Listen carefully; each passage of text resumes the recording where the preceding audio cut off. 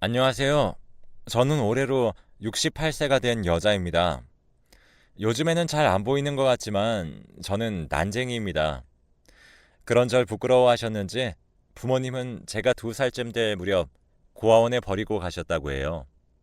그래서 그런지 원장님도 제 이름을 박복이라고 지어주셨습니다. 고아원에서도 늘 놀림거리가 되었죠. 자신들 키에 반절밖에 안 되는 데다가 생긴 것도 위아래로 누른 것처럼 생겼으니 저를 사람이 아닌 동물같이 취급을 했었죠. 고아원에서도 저는 늘 외톨이였습니다.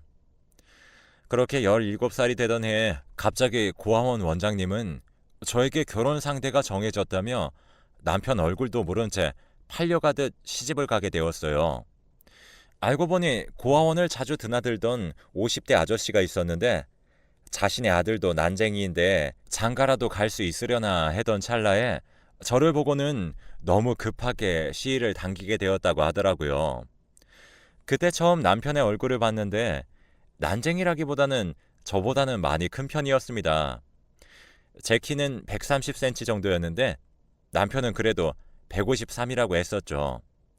근데 워낙 집안 자체가 키가 컸었다 보니 그냥 집안 어른들은 남편을 난쟁이인가 보다 해버렸다고 했었다고 해요. 그렇게 2살 차이 나는 남편과 결혼 생활을 시작했는데 남편도 그렇고 저도 그렇고 사회적으로 편견이 가득할 때여서 흔한 직장 갖는 게 하늘의 별 따기 같은 시대였죠. 그때 당시만 해도 이렇게 남들과 좀 다르다는 것을 뭔가 전염병처럼 옮는다고 생각했었고 불운하다고만 생각했었어요. 그런데 남편과 제가 결혼한 지 얼마 안 되었을 때 아버님이 저를 그렇게 급하게 들여오신 이유에 대해 알게 되었습니다. 아버님이 늦은 밤 저를 따로 부르시더니 어차피 아이를 낳아봤자 유전될 수도 있고 그러니 아이 낳는 것은 생각하지 말라고 하시더라고요. 뭐 그렇게 생각할 수 있으려니 했지만 그래도 마음 한켠이 아팠어요. 그래서 알겠다고 했는데 아버님께서는 충격적인 제안을 하나 하셨습니다. 자신이 이웃집 아낙네와 바람이 났는데 그 아낙네가 임신을 해버렸고 출산을 할 때쯤에 서울에서 일하는 남편이 돌아오는데 이 사실을 알면 나도 그 사람도 두 집안이 풍비박산이 날 거라며 제가 아이를 임신한 척 하라고 하는 겁니다. 저는 어떻게 그럴 수가 있냐며 못하겠다고 펄쩍펄쩍 뛰었더니 아버님은 그럼 다시 고아원으로 돌아가던가 라며 으름장을 놓으셨고 그 고아원에서 동물 취급받던 날들이 생각나서 어쩔 수 없이 그렇게 하겠다고 했죠. 그렇게 저는 처음엔 조그마한 박을 배에 넣었다가 나중에는 점점 크기가 커지는 박을 넣었었죠. 남편이 제 배를 만지려고 하면 배가 너무 뭉쳐서 아프다는 핑계로 어떻게든 못 만지게 했어요. 그렇게 옆집 아주머니의 출산이 거의 임박했을 때 아주머니가 도와준다는 핑계로 제가 그 집에 가서 제 손으로 아이들을 받았습니다. 아이는 쌍둥이였죠. 사람 일이라는 게 마음먹기 나름인지 이 피덩이들이 내 새끼들이라고 생각하니까 모성애가 생기는 것 같더라고요. 그렇게 저는 아버님과 평생 가지고 갈 비밀 약속이 생긴 거죠. 시아버님도 저에게 그런 비밀 약속을 하셔서 그런지 더욱 잘해주셨어요. 저와 남편은 아버님의 도움으로 지내고 있다가 우리도 이제 애가 생기고 하니 책임감이 생기더라고요. 어떻게든 우리의 일을 만들어야겠다 생각을 했고 아버님이 쌀 농사를 크게 하시니 그걸로 떡을 팔아보면 어떨까 제안을 했죠. 그렇게 저희는 아버님이 주시는 쌀로 떡을 만들어 장에다가 팔았고 정말 장사가 잘 되었어요. 다들 장이 서는 날이면 저희 부부가 멀리서부터 오는 것만 기다리고 있다가 그 자리에서 몽땅 사버리고 그렇게 다시 돌아오고 그런 날들이 많아졌죠. 그렇게 20년 동안 쌍둥이들을 남부럽지 않게 키워냈습니다. 아이들도 저희 부부가 작고 왜소한 것에 그리 크게 신경 쓰지 않았고 오히려 저희가 그렇게 떡을 팔고 오는 날이면 두 쌍둥이들이 들어와 어깨를 주물러주며 그렇게 자랐었죠. 핏줄은 무서운 게 아이들의 얼굴을 볼 때면 시아버님의 얼굴과 아주 똑 닮은 외모에 가슴 한켠이 뜨끔할 때가 있었지만 다행히도 남편이 시아버님과 많이 닮았었기에 별다른 문제 없이 크게 되었습니다. 그러다가 아이들이 더 큰 도시로 대학을 가게 되었고 저희도 여태 모은 돈으로 상가를 하나 구입해 제대로 떡 장사를 시작했습니다. 정말 줄을 서서 사 먹더군요. 아버님이 주시는 쌀도 워낙 좋았기에 아버님께 늘 감사하면서 살았어요. 그런데 아이들이 문제였습니다. 그렇게 저희에게 살갑던 아이들이 대학을 간 후로 저희를 부끄러워하는 게 느껴지더라고요. 아무래도 아버님과 같이 살았던 시골에는 허리가 굽어진 할머니, 할아버지들도 많았고 키가 그리 크지 않은 분들이 많았기에 저희도 그렇게 별로 다를 게 없다고 생각하고 살아왔던 것 같은데 대학을 가니까 부모가 다른 사람들과 다르다는 게 느껴졌었나 봅니다. 그래서 친구들과 지나가다가 저를 마주쳐도 다른 길로 가버리거나 무시를 하더군요. 마음은 아팠지만 아이들 입장에선 남들과 다른 부모의 모습이 충분히 싫었을 거란 생각이 들어 저도 그럴 때면 모른 척하고 지나갔습니다. 그리고 이렇게 큰 도시에 나와서 장사를 하다 보니 못된 손님들도 많았어요. 대부분의 손님들은 그래도 맛있다며 늘 변하지 않고 이렇게 떡을 만들어 달라고 하시는 분들도 있었던 반면 친한 친구의 소개나 지인들의 소개로 온 분들은 저희를 딱 쳐다보고는 어머, 이게 뭐야? 사람 맞아? 이렇게 작은 사람들도 있나? 원숭이들 아니야? 라며 저희 외모만 보고는 가버리는 손님들도 있었습니다. 도시에 나오니 다시 어렸을 때 놀림받았던 기억들이 한꺼번에 떠오르더군요. 저는 그때부터 사람을 만나고 응대하는 것이 어려웠습니다.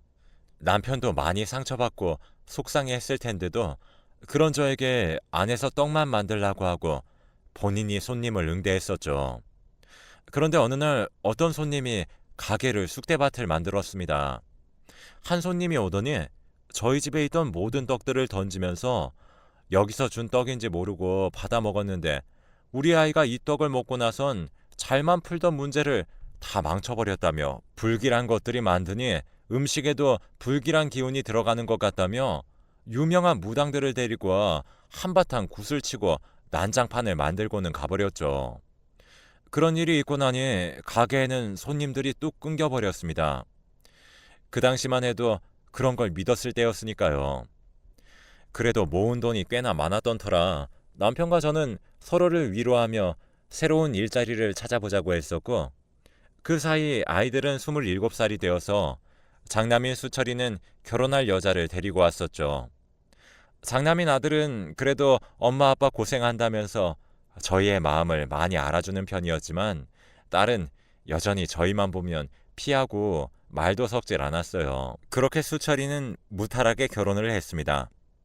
사돈께서도 열심히 사시던 저희 이야기를 들으시곤 크게 탓하지 않으셨죠. 문제는 딸 예지였습니다. 어느 날 결혼한다고 선전포고만 하더니 남자도 보여주지 않았어요. 그쪽 부모님들께는 고아였다고 했으니 나타날 생각도 하지 말라고 하는 거 있죠. 그렇게 두 아이들을 제 나이 47살이 됐던 무렵 다 보냈습니다. 너무 일찍 결혼한 탓에 아이들을 다 시집장가를 보냈는데도 참 젊은 나이였네요. 그렇게 남편과는 다시 떡 사업을 해볼 방법이 없을까 고민하던 중에 딸과 아들에게 주려고 담궈놨던 김치가 생각이 났습니다. 아들은 가지러 왔었는데 딸은 도통 나타나질 않았죠. 그래서 남편은 아들에게 물어 딸이 살고 있다는 집에 찾아갔습니다. 그리고 내려놓고만 오려고 했는데 한 남자가 말을 걸더군요. 저희 집 앞에서 무슨 일이세요? 라고 물어보니 너무 당황스러워서 잘못 놔뒀나 봐요 하려는 찰나 제 딸아이가 저를 보고는 기겁을 하면서 달려오는 겁니다. 미쳤어? 누구 인생 망치려고 여길 나타나? 하며 악을 고래고래 질렀습니다. 그런 저를 보며 남자분은 딸에게 자기야 잘못 오셨대. 왜 그렇게 민감해? 라고 하자 딸은 그래? 내가 아는 사람이랑 비슷하게 생겨서 나도 모르게 이러면서 휙 하고 집으로 들어가 버렸습니다. 그 남자는 알고 봤더니 제 딸이 결혼한 남자였었죠. 저도 제 처지가 이래서 남들 욕은 안 하는 편이긴 하지만 관상이 아주 요상했어요. 뭔가 노는 사람 같이 생겼다고 표현해야 할까요? 그 남자는 저희를 찬찬히 살펴보더니 갑자기 그 남자가 미친 듯이 웃으면서 아니, 뭐 이렇게 생긴 것들이 있어? 라며 예지를 다시 데리고 나오는 겁니다. 예지는 저희를 잡아먹을 듯이 째려보고 있었고 그 남자는 갑자기 저희가 들고 있던 김치통을 열어서 김치를 꺼내더니 저희에게 부어버렸습니다. 졸지에 김치에 절여진 저희는 어안이 벙벙했습니다.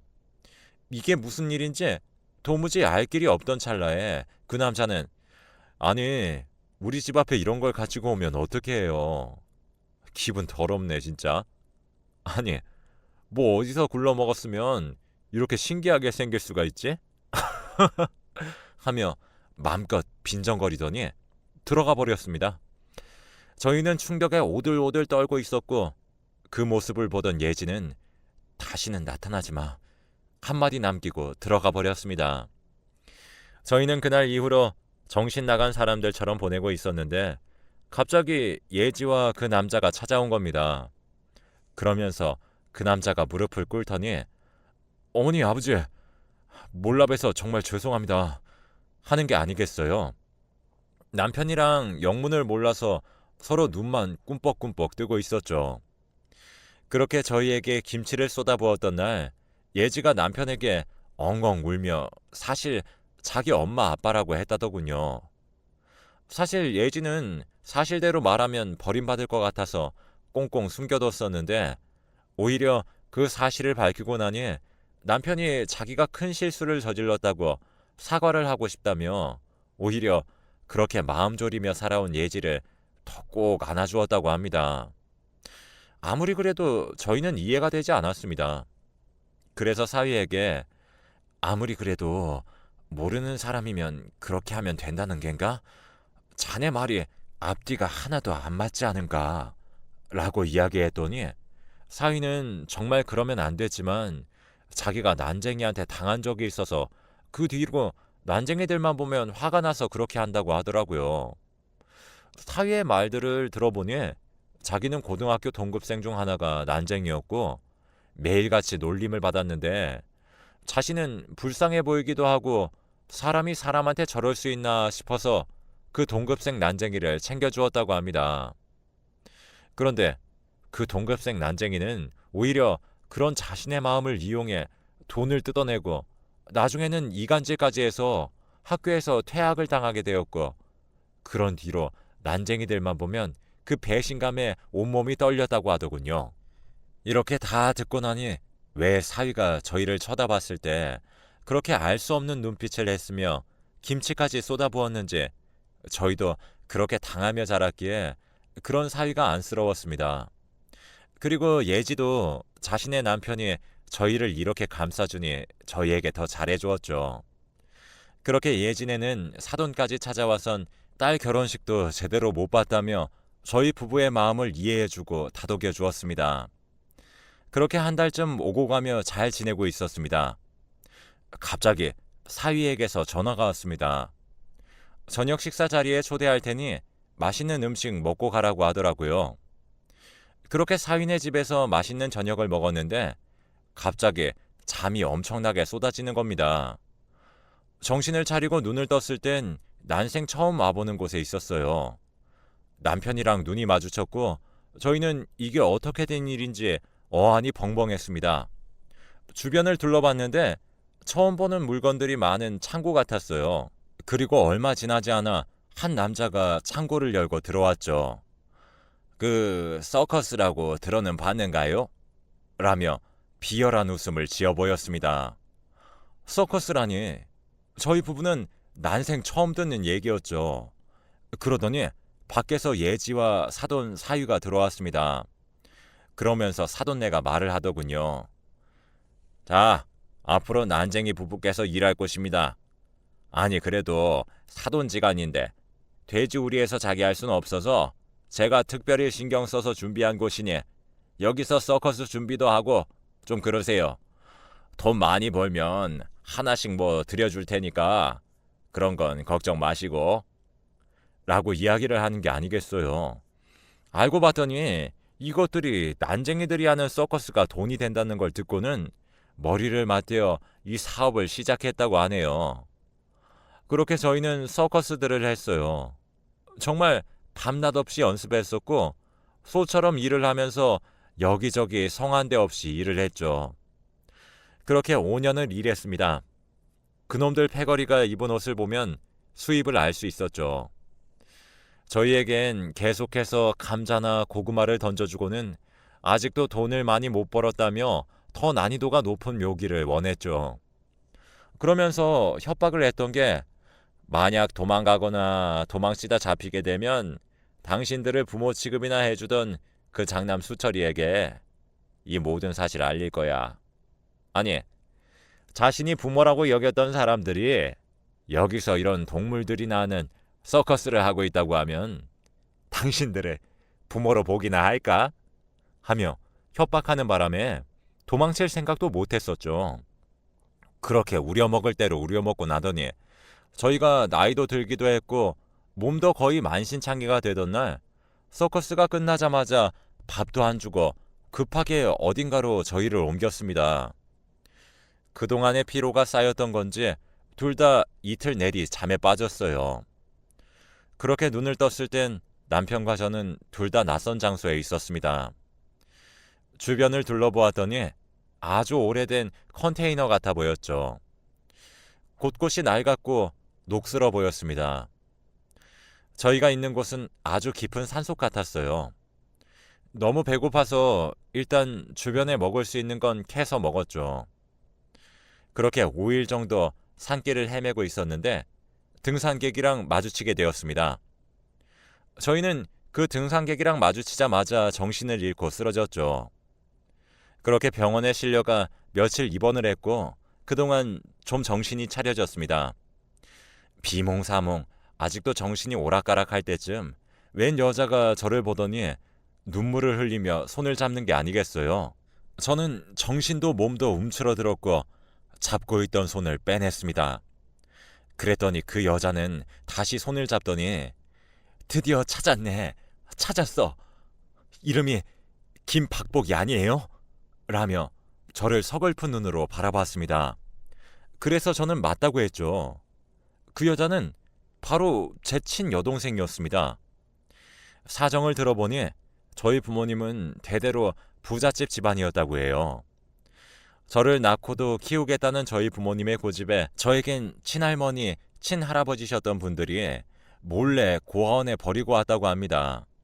그러면서 뒤돌아가시며 박복하다 박복해라고 하여 원장님이 제 이름을 그렇게 지어주신 거라고 하더군요. 제 부모님은 제가 죽은 줄로만 알았다고 해요. 할아버지 할머니께서 그렇게 얘기하셨다니 그렇게 믿을 수밖에 없었다고 했죠. 그러던 어느 날 제가 딱 서커스에 들어가 고생을 하고 있었던 시기였는데 그때쯤 집안의 가세가 급격하게 기울어지기 시작했다고 했습니다. 그래서 답답하던 부모님들은 용하다는 점집에 가서 점을 봤는데 첫째 딸이 복덩이야. 딸이 둘이 있는데 첫째가 아프고 고생하면 집안이 망해. 라고 했다는 겁니다. 그래서 저희 부모님은 요양원에서 간신히 살아계셨던 시어머니께 가서 어떻게 된 거냐고 사실을 말해달라고 하니 그 일을 말해주더랍니다. 그래서 그때부터 온 가족이 저를 찾아다녔다고 해요. 처음엔 어떤 시골에 있다고 해서 갔더니 이미 떠나버렸고 모른다고 했다고 하네요. 아무래도 제 시아버님이 아닐까 했어요. 혹시나 본인이 저에게 했던 비밀스러운 일들이 탄로날까봐 걱정되셨던 게죠. 그러다가 어떻게 장남 수철이를 찾게 되어 갔더니 본인들을 찾지 말라는 메시지만 보내고 홀연히 사라져버려 알 수가 없다고 하더군요. 그러다 제 딸 예지를 찾아가게 되었는데 자신들도 모르겠다고 잡아떼버렸다고 합니다. 그렇게 저희 행적을 더 이상 뒤쫓지 못할 거라고 포기하고 있을 즈음에 우연히 난쟁이들이 서커스를 한다는 이야기를 들었다고 해서 저희 부부를 발견하게 되었다고 합니다. 서커스가 끝나는 시간만을 기다리고 있었는데 예지가 먼저 손을 써버린 거죠. 이 일을 들키면 일이 곤란해질 것 같으니 저희를 숨겨버린 거죠. 그런데 그렇게 애타게 찾으니 하늘도 도우셨던 걸까요? 제 어머니께서 꿈을 꿨는데 죽었던 시아버님이 나타나 용서해달라고 하시면서 제가 지금 입원해 있는 병원 이름을 애타게 부르더랍니다. 이건 필시 내 딸의 위치다 라고 느꼈던 어머니는 여동생에게 먼저 알렸고 그 뒤에 어머니도 도착하셨습니다. 저희 모녀들의 눈물겨운 상봉이 극적으로 이루어지던 날이었어요. 제 나이 67세가 되던 날 드디어 그리고 그리워했던 부모님을 보게 된 날이었죠. 부모님은 부잣집에서 좋은 걸 먹으셨는지 86세, 87세 나이신데도 정말 정정하셨어요. 비록 검버섯이 조금 피어 있었고 주름도 자글자글했지만 저에겐 너무나 넓고 따뜻한 품이었죠. 저희 집이 부자인 걸 알게 된 둘째 딸은 염치가 없게도 얼굴을 비추더군요. 그 뒤로 서커스 사업도 망했고 경제적인 문제로 싸우다가 이혼하게 되었다고 해요. 지금까지도 저는 눈길조차 주지 않고 있습니다. 첫째 아들 수철이는 본인 일인 마냥 기뻐하더군요. 그에 반해 시아버님은 노심초사하시며 제 눈치만 보셨어요. 저는 그런 시아버님의 손을 잡으며 아버님, 저는 수철이 한 번도 제 아들 아니라고 생각한 적 없어요. 제 배로 낳진 않았지만 박으로 제 배를 채워가며 정말 제 아이가 되면 잘해주어야겠다고 생각을 했어요. 마음으로 낳은 제 새끼이니 절대로 어디 가서 말하지 않을게요. 아버님도 이젠 마음 편히 집에 가서 쉬셔요. 라고 말씀드렸습니다. 저는 그렇게 부모님이 물려주신 재산으로 일할 걱정 없이 노후 걱정 없이 살고 있습니다. 그렇게 꿈에도 그리던 50평대 전원주택에 들어와 살고 있어요. 그렇게 고생만 했던 젊은 날들이었지만 지금은 생각도 안 날 정도로 행복하게 살고 있습니다. 여러분들도 부디 나와 다르다고 너무 고깝게 여기지 마시고 마음 너그러이 응원해 주셨으면 좋겠습니다.